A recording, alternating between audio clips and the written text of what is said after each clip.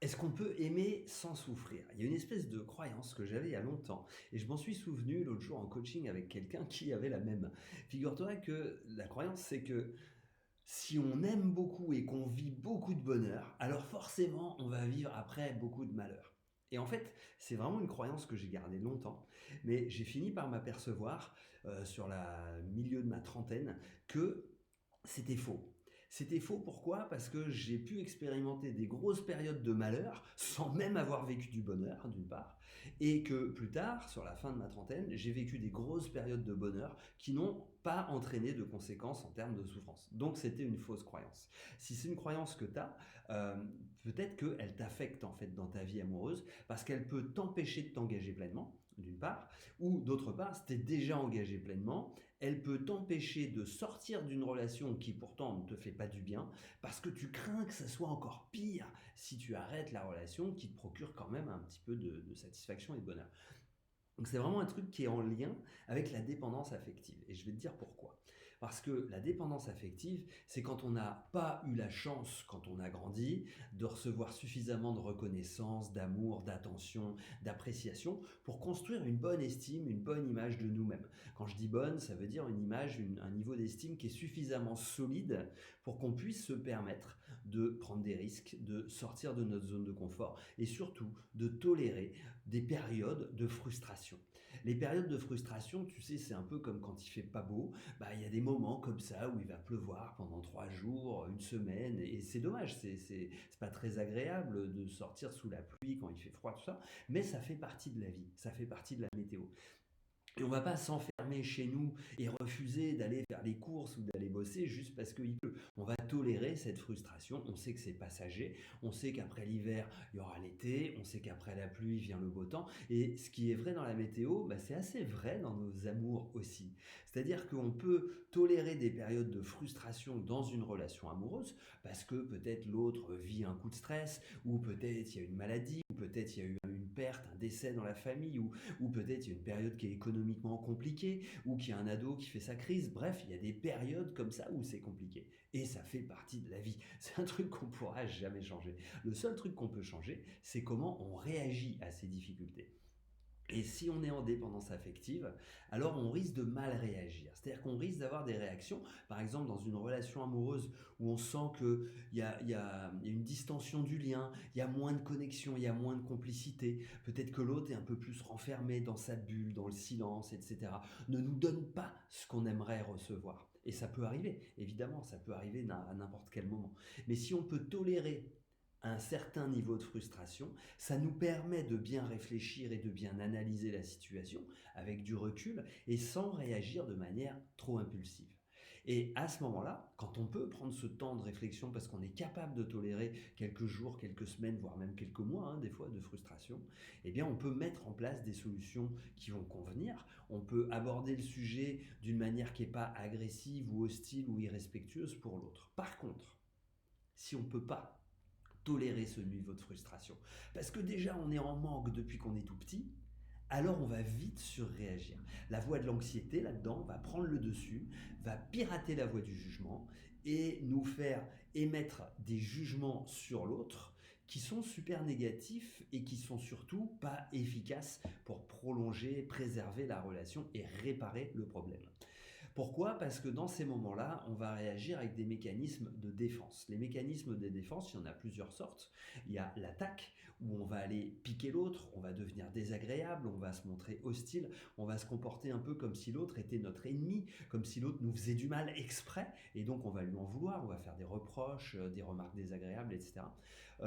L'autre solution, c'est de fuir, c'est-à-dire de rien dire, se renfermer dans le silence, de mettre encore plus de distance, de ne surtout pas aborder le sujet.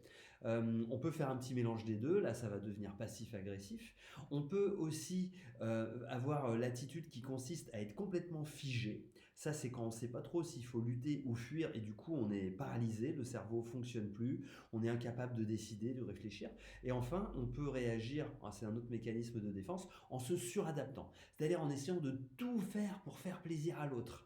Donc on va se mettre en quatre, on va se sacrifier soi-même, négliger ses propres besoins pour que l'autre soit satisfait dans l'espoir que, en donnant à l'autre ce qu'on pense, ce qu'on pense que l'autre voudrait, l'autre va nous donner ce que nous on voudrait, et on s'imagine que l'autre le sait. Alors parfois on l'a dit d'une manière très claire, parfois on l'a dit avec des sous-entendus ou d'une manière que l'autre n'a pas pleinement compris. Et donc l'autre peut ne pas être vraiment au courant de ce qu'on aimerait recevoir, ne pas vraiment cerner, comprendre nos besoins. Ça peut arriver. Et donc le problème de cette dépendance affective, c'est que à cause de ces mécanismes de défense, de lutter, de fuir, de se figer ou au contraire de se suradapter à l'extrême, eh bien on va aggraver encore plus le problème. Parce que rien de tout ça n'apporte une solution concrète. La solution concrète, elle vient d'abord en prenant conscience que nous, on a un problème et que ce n'est pas uniquement l'autre qui nous pose un problème, c'est nous aussi à l'intérieur. On a cette fragilité, cette intolérance à la frustration, cette sensibilité extrême. Et on a aussi ces réactions défensives ou de fuite ou d'inhibition ou de suradaptation. Et ça, c'est le problème. En fait, c'est notre intolérance à la frustration plus nos mécanismes de défense qui sont une grosse partie du problème. Alors, il peut aussi y avoir une partie du problème chez l'autre, hein. Peut-être que l'autre n'est pas un très bon communicant, peut-être que l'autre est plus centré sur ses propres besoins et pas trop sur la relation. Ça peut arriver aussi. Mais le fait que nous, on ait cette dépendance, eh bien, ça va aggraver le problème, ça va creuser le fossé entre l'autre. Pourquoi? Parce que si ma réaction, c'est de piquer l'autre, de le blesser, de lui faire des reproches, des critiques, etc., l'autre va se mettre sur la défensive.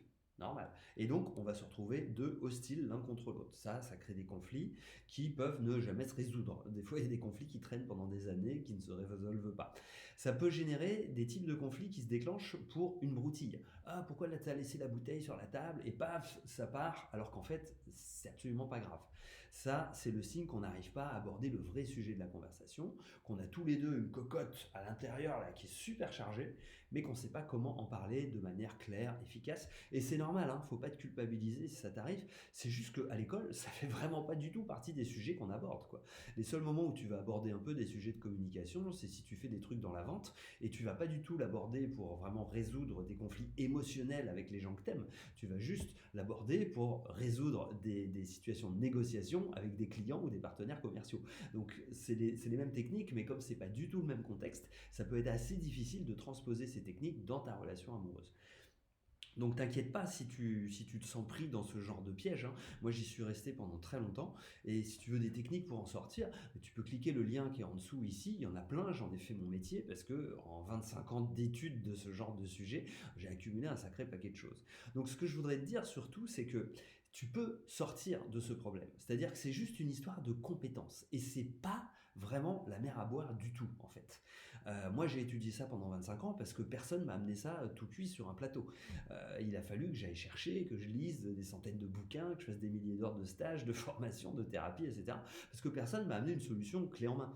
Et c'est ça que j'aurais bien aimé trouver. Donc c'est pour ça que j'ai développé avec la méthode des 5 voies et les différentes formations qui s'articulent autour de ça. Mais surtout, ce que je voudrais te dire, c'est que tu peux peut-être faire de la thérapie pour régler ce problème. Seulement, l'inconvénient de la thérapie, en tout cas 95% des approches, c'est que ça va être essentiellement intellectuel. C'est-à-dire qu'on va se parler, blablabla, on va raconter les problèmes, les choses et tout ça, et c'est super.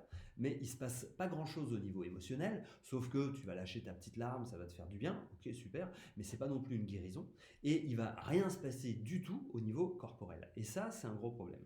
Parce que si tu veux te sentir bien dans ta vie, c'est dans ton être que tu veux être bien. C'est dans la totalité de toi que tu veux être bien, pas juste dans une partie.